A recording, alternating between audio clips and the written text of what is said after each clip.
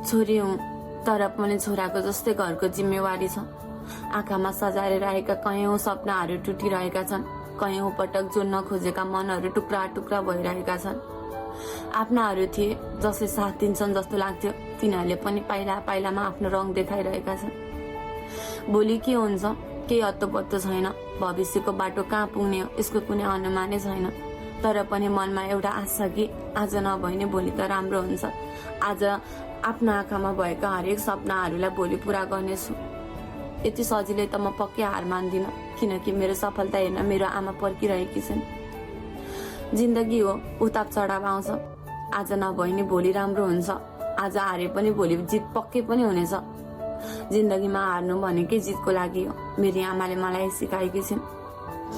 आफन्त थिए जसले सधैँ साथ होइन सल्लाह दिए। आफू एउटा छु जसको मनमा यति छ कि कसैको कुरा नसुनिकन अगाडि बढ्नु छ। जिन्दगीमा आएका मान्छेहरू साथ दिन्छन् भने दिन्छन्, यदि